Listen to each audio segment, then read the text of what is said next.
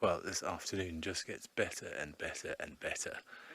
We had to leave those Kuma sub-adults as they crossed into Little Gary, but just up the road we now have Kuchava, the beautiful Kuchava, and she is in the fork of a knobthorn on a big termite mound, finishing off what we believe to be, used to be at least, a steenbok. Look at those huge whiskers. You really see just how long a leopard's whiskers are compared to, say, the lions that we just saw. Whoops. So we just have to flick between lights there as spotlights come on and off. There are obviously other vehicles here.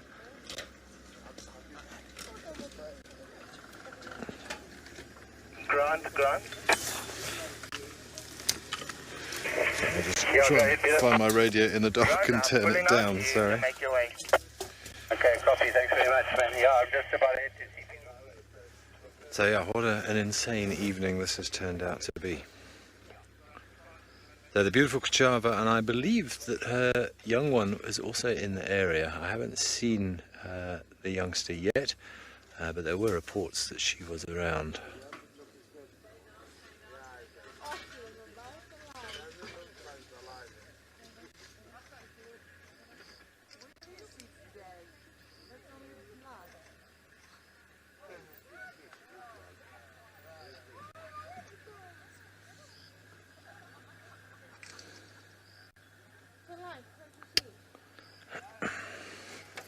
So it's rather noisy people watching as well. As you can see, Kuchava making short work of whatever part of the steenbok that used to be. I don't know if you could hear that sort of shearing noise, that cutting noise. Those are those carnassial teeth at the back, they're modified molars.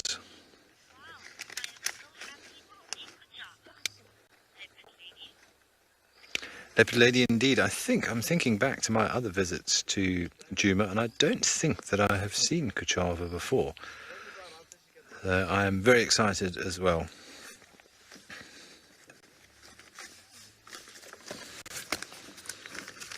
She certainly seems like a beautiful cat. I haven't got any sort of distinguishing markings, as it were, that I can work with yet, but I must admit I'm just enjoying the sighting for now.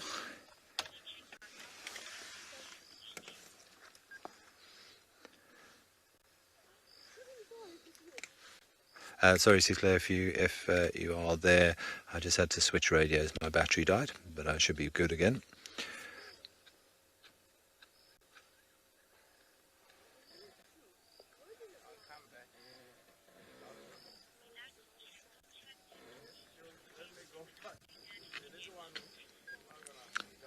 Leopard is looking very good.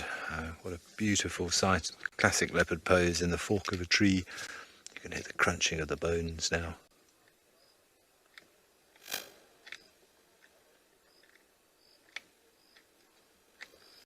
There's something small like a steenbok with only small bones. Leopard has no problem crunching through those bones, and she will welcome that sort of little boost of calcium. Calcium and phosphorus. I wonder if that means there's a hyena somewhere lurking. I don't know if you saw that little hiss that she gave at something.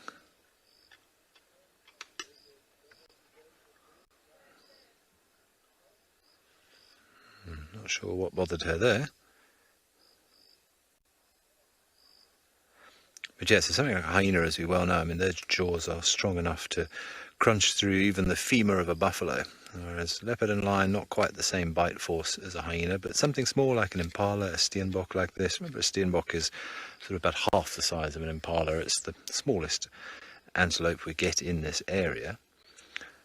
Most of those small bones, like the rib cage and the sort of the equivalent of sort of your radius and ulna, whatever the equivalent are in antelope, they will be easy enough to crunch up and swallow.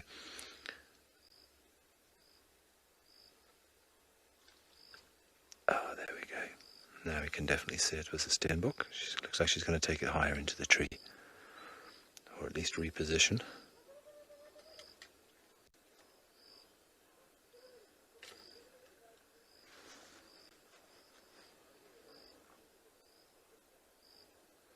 Yeah, Yeah, so definitely a steenbok.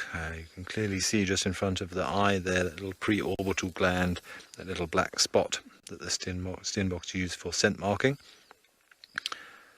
You wouldn't see that if that was a duiker. Apologies any sensitive viewers, but that is a good meal for Kuchava.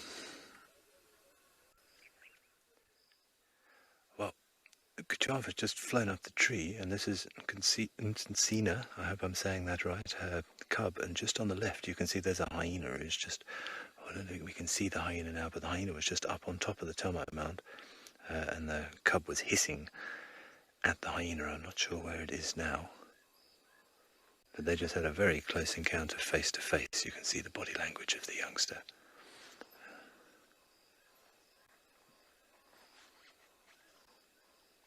Okay, she looks like she's settled.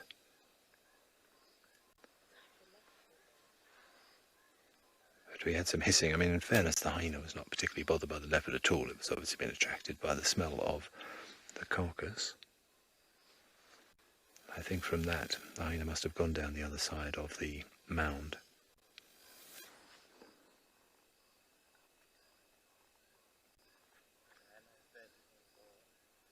Yeah, Kuchava's back up in the fork of the tree.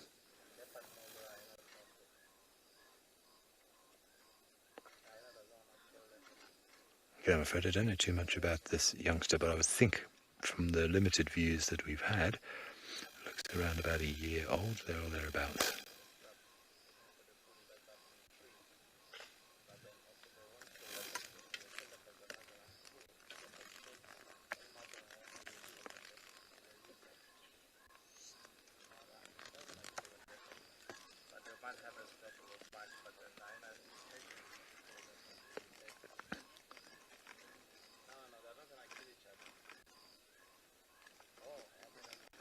What a ridiculous afternoon. Lions, 2 leopards, Tristan had his leopard, hyenas, elephants drinking.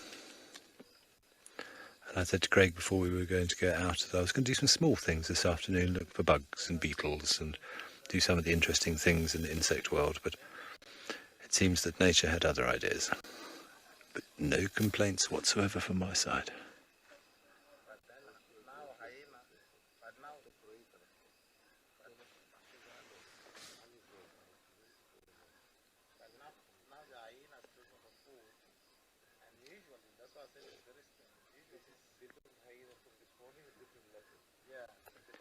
But very bold cub, stood its ground against that hyena. They were literally nose to nose, probably sort of a metre apart from one another. They said the hyena showed no interest in the leopard whatsoever. But the little one here stood its ground, hissed, snarled, and didn't even try to get up the tree. But perhaps Kuchava wouldn't have allowed her to, because she was hissing at the cub earlier.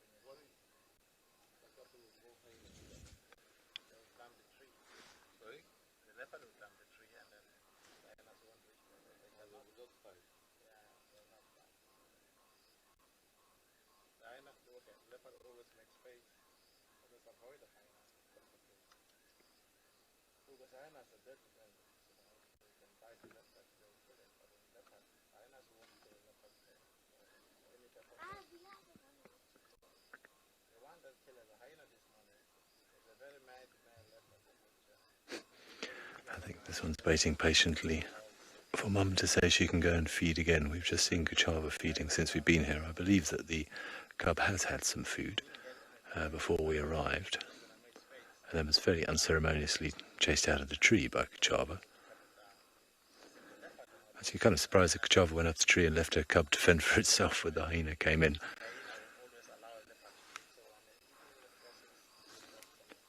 But I've no more evidence of the hyena. I think he probably sniffed around, realised there was nothing to be had, and has disappeared into the darkness in the way that hyenas do.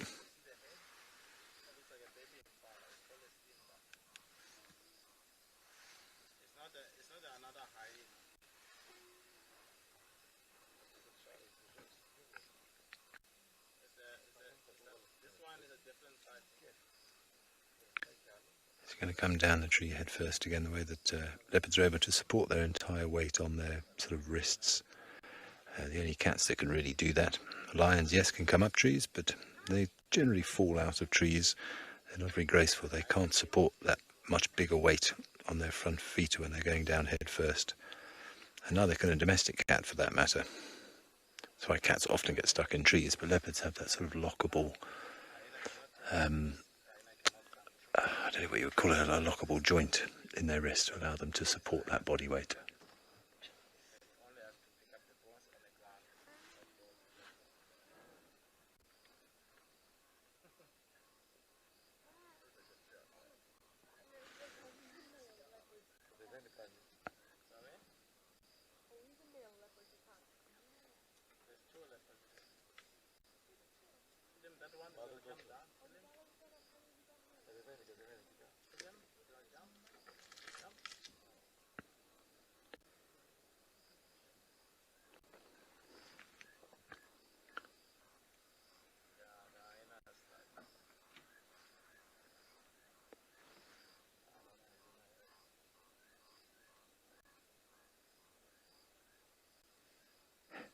Just see, I think Kuchava's ear there.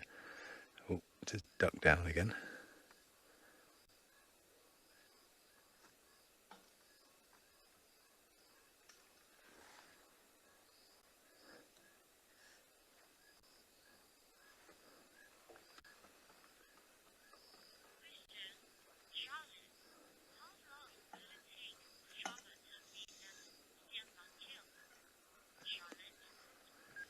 Evening, Charlotte. Thank you for the question.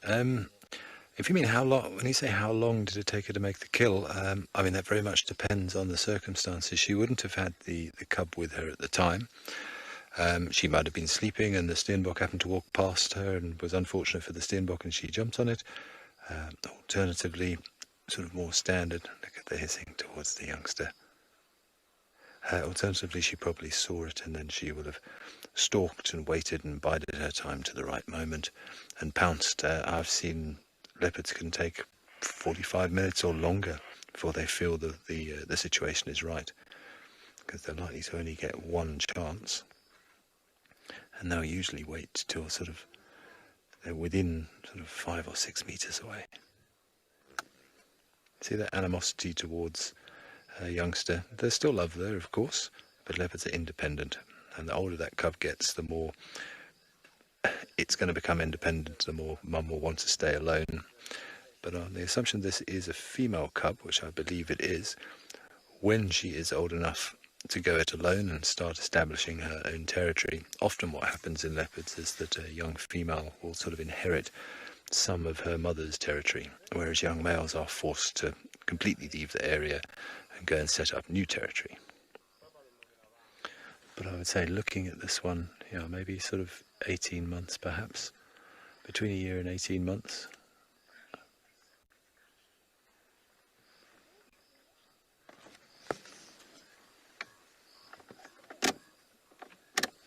Hyenas. There's the hyena in front of our car. They're still sniffing around. I've just heard June 2021, so it would have been now June, July, August, September, October. So yeah, just about 16 months.